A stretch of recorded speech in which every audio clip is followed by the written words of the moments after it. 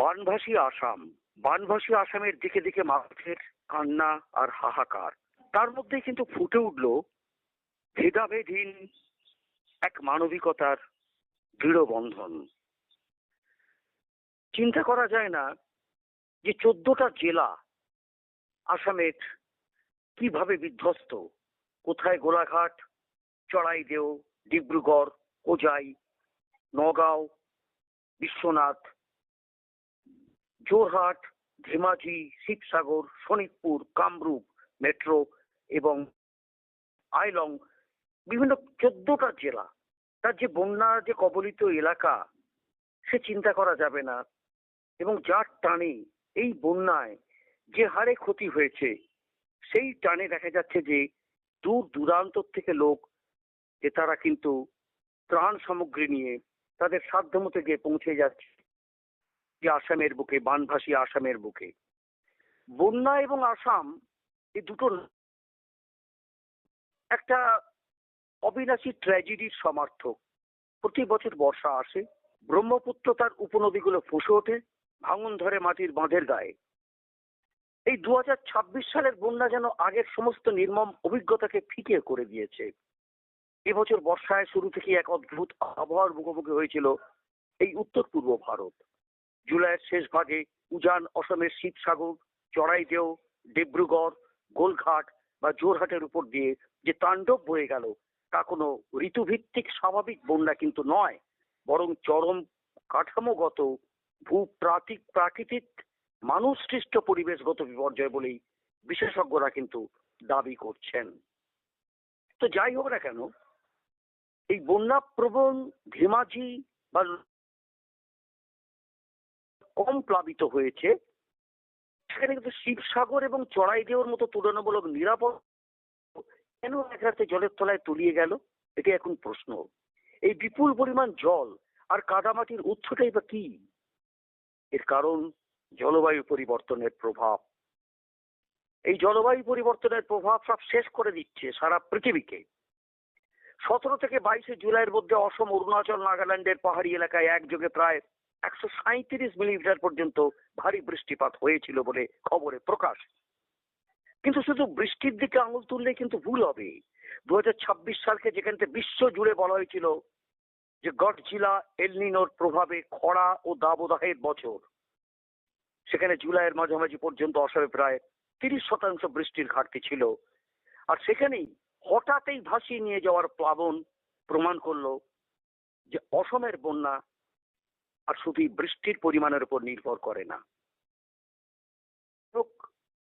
এই অবস্থার মধ্যে কেন এটা হলো কি না হলো, এই বিপর্যয় শুরু, এটা কিন্তু এই মানুষেরই অবিবেচক হস্তক্ষেপ। এটা বলার কোনো অপেক্ষা রাখে না, যেখানে ভূবিজ্ঞানীরা বারবার বলেছেন যে এ ব্যাপারেতে ওয়াকিবহল হওয়া অনেক আগে দরকার ছিল। দেখা যাচ্ছে যে ঘর নেই, উঠোন নেই, সাদের বাড়িটিও আর নেই, যেদিকে দুচোখ যায় সেদিকে শুধু জল আর জল। জলই গ্রাস করছে সমস্ত সংসারের বেঁচে থাকার সম্বল, সঞ্চয়, স্মৃতি। দিকে দিকে মানুষের হাহাকার কান্না। অসমের বন্যা এবছর শুধু বাঁধই ভাঙেনি, ভেঙে দিয়েছে হাজার হাজার মানুষের স্বাভাবিক জীবন যাপন।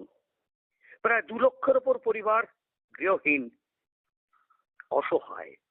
তাদেরই পাশে থাকার জন্য দূর দূরান্ত থেকে মানুষ ছুটেছে তাদের যথাসম্ভব সাধ্য অনুযায়ী তাদের ত্রাণ নিয়ে। এবং অসমের সাধারণ মানুষ তাদের যে সংবেদনশীলতা, যে কাদা জল কেড়ে নিয়েছে স্থাবর অস্থাবর সম্পত্তি, সেই জলের উপর দিয়েই ভেসে উঠেছে ভেদাভেদহীন মানবিকতার সেতু। সরকারি ত্রাণ পৌঁছানোর অনেক আগেই স্থানীয়রা নিজেদের তৈরি করা ভেলা নৌকা তৈরি করে বানভাসী মানুষকে উদ্ধারে ঝাঁপিয়ে পড়েছে। অসমের সাংবাদিক, স্বেচ্ছাসেবী সংগঠন, ছাত্র সংগঠন, চিকিৎসক থেকে শুরু করে প্রতিবেশী জেলা, সেখানকার সাধারণ মানুষ ত্রাণ সামগ্রী নিয়ে এসছেন। ঠিক এইভাবেই শিবসাগর কিংবা চড়াইদেও দুর্গম অঞ্চলেতে ত্রাণ সেবাতে চলে গেছে একেবারে গঙ্গাসাগর থেকে, অর্থাৎ কাকদ্বীপ থেকে একেবারে ব্রহ্মপুত্রের তীরে। সেই ব্রহ্মপুত্র সেখানে গেছে কাকদ্বীপ, সেখান থেকে মঠ মন্দির সেবা সহায়ক ট্রাস্টের হিন্দু সুরক্ষা বাহিনীর যে বাহিনী তারা গেছে, তারা খুব আশা নিয়ে গেছে যতটুকু তাদের সাহায্য করা যায়, যতটুকু তাদের কাছে পৌঁছে দেওয়া যায় তাই ত্রাণ নিয়ে অন্তত শপাথেক পরিবারকে তো তারা কিছুটা কিছু দিতে পারবে। এটি তাদের মানসিক শান্তি। আর এই মানসিক শান্তির জন্য সুদূর সুন্দরবনের কাকদ্বীপ থেকে তারা গাড়ি নিয়ে সমস্ত মালপত্র নিয়ে ড্রাই ফ্রুট নিয়ে তারা কিন্তু চলেছে। এবং এখানেতে যাওয়াটা সবচেয়ে বড় কথা যে মানুষের পাশে মানুষের দাঁড়ানো। তাই আসামের কথা বলতেই মনে হয় মানুষ মানুষের জন্যে, জীবন জীবনের জন্যে একটু সহানুভূতি মানুষ কি পেতে পারে না? সেই অসমের ভূপেন হাজারিকার কণ্ঠের সেই গান সত্যি আজ বোঝা যাচ্ছে এই মঠ মন্দির সেবা সহায়ক ট্রাস্টের ওই হিন্দু সুরক্ষা বাহিনীর ছেলেগুলো তারাও কিন্তু চলে গেছে কোথায়? কাকদ্বীপ, সুন্দরবনের প্রত্যন্ত প্রান্ত, গঙ্গাসাগর থেকে ব্রহ্মপুত্রের কাছে। এটা কিন্তু সত্যি ভাববার বিষয়। এবং তার সভাপতি সম্রাট পড়ুয়া সেও গেছে এবং সঙ্গে সঙ্গে গেছে দেখা যাচ্ছে যে এলাকার একটি কাগজের যিনি সম্পাদক তিনিও কিন্তু ওখানে তার ক্যামেরা নিয়ে তিনি ছুটে চলে গেছেন এত কষ্টকে স্বীকার করে, অর্থাৎ ব্রজবিনোদ জানা, যার ক্যামেরায় ধরা পড়ছে এই সব দৃশ্যগুলো। দেখবেন যে ত্রাণ কিভাবে দেওয়া হচ্ছে, তাদের সেই যে ক্ষুদ্র তাদের অবস্থা, তাদের স্বাদ কিন্তু অনেক, হয়তো সাধ্যটা কম, কিন্তু অন্তরটা তো আছে, আন্তরিকতাটা আছে। আসুন না শুনে নি সম্রাট পড়ুয়ার কাছে তাদের এই ত্রাণের ব্যাপারেতে কিছু কথা, এই আসামের বুকেতে দাঁড়িয়ে যেখানেতে। আর সেই সঙ্গে দৃশ্য দেখুন আমাদের ব্রজবিনোদ জানার ক্যামেরায় সমস্ত কিছু ধরা পড়ে যাবে। আমরা দেখাচ্ছি, আপনারা দেখার চেষ্টা করুন কিভাবে এই দূর থেকে গিয়ে, এত দূর থেকে গিয়ে কষ্ট করে তারা ত্রাণ নিয়ে ছুটেছে সেই অসহায় মানুষের কাছে, যেখানেতে শুধু দিকে দিকে মানুষের কান্নার হাহাকার। মানুষ মানুষের জন্য, জীবন জীবনের জন্য। সেই গানটাই বারবার মনে পড়ছে। আজ এই বেদনাদায়ক অবস্থার মধ্যেও মানুষ কিন্তু ছুটে যাচ্ছে। সরকার টাকা দেবে, কেন্দ্রীয় সরকার দেবে, রাজ্য সরকার দেবে, কোটি কোটি টাকা দেবে, সেটা কোনো ব্যাপার না, সেটা দেবেই, সেটা তো তাদের কাজ বা দায়বদ্ধতা। কিন্তু সাধারণ মানুষের মধ্যে যে ভেদাভেদ নেই, তাদের মধ্যে কোনো ভেদ নেই, তারা যে ছুটে গেছে, এইটি সবচেয়ে বড় কথা। যে শিশুর জন্য এক ফোঁটা দুধ বা প্রবীণ দম্পতির জন্য ওষুধের প্রয়োজন যেখানে পড়েছে সেখানেও তারা ছুটে গেছে। কারা ছুটে গেছে? তখন কিন্তু সেই জাত ধর্ম ভাষা রাজনৈতিক মতাদর্শ বা পদবি জানতে কেউ আগ্রহী হয়নি। তাই আমরা এই পরিস্থিতির মধ্যে আমরা দেখব কাকদ্বীপ থেকে যারা ছুটে গেছেন তাদের কথা শুনে আসুন। সম্রাট বাবু, আপনি বলুন আপনাদের এই ত্রাণের ব্যাপারেতে কিছু কথা আপনি আমার দর্শকদের শোনান। দেখুন, আপনারা প্রত্যেকেই জানেন যে আমরা আসামে শিবসাগর এলাকায়, সেখানে নেপালি গ্রাম থেকে শুরু করে আরও প্রত্যন্ত গ্রামাঞ্চলে ব্যাপকভাবে আমাদের বন্যায় ক্ষতিগ্রস্ত মানুষদের পাশে আমরা সাহায্যের হাত বাড়ানোর জন্য পশ্চিমবঙ্গ থেকে আসামে এসেছি। প্রায় এই মুহূর্তে দাঁড়িয়ে আমরা সম্পূর্ণ করলাম আমাদের যা যাবতীয় আমরা যেটুকু এখান থেকে ব্যবস্থা করেছি বা ওখান থেকে আমরা কাকদ্বীপ থেকে নিয়ে আসতে পেরেছি।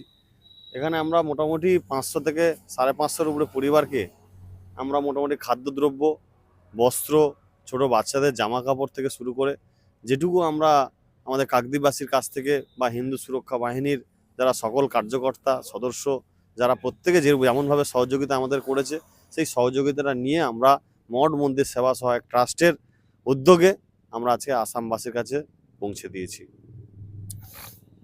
সেক্ষেত্রে এইরকম বন্যা তারা বলছে যে এর আগে কোনোদিন দেখিনি। হ্যাঁ, সেটা তো চোখে পড়ার মতন, সেটা তো আমরা প্রত্যেকেই দেখেছি, আপনিও অনেক কভারেজ করেছেন, প্রত্যেকেই আমরা দেখেছি যে কিভাবে মানুষ অসহায় হয়ে পড়েছে। তা আমি সত্যি বলবো যে আমাদের ওয়েস্টবেঙ্গলে যত এনজিও আছে, যত সংগঠন আছে, যত ট্রাস্ট আছে, প্রত্যেকে যদি আমরা এনাদের কাছে এগিয়ে আসতে পারি, মনে হয় ওনারা অনেকটা স্বস্তি পাবেন। যেমন আমরা কাজ করতে এসে বুঝলাম যে সত্যি ওনারা অসহায়, আমাদের পাশে থাকা খুব জরুরি আছে। ওনাদের মাথায় ছাদ নেই, খাদ্য সব মিলিয়ে দেখা সত্যি গেছে চোখে জল, অভিযোগ করেছিল তারা। চোখে জল আসার মতন আপনার ভিডিওতে আমরা দেখলাম যে অনেক মানুষ কাঁদছে, আমাদের কাছেও অনেক কান্নাকাটি করছেন, ওনারা অসহায় অবস্থায় রয়েছেন।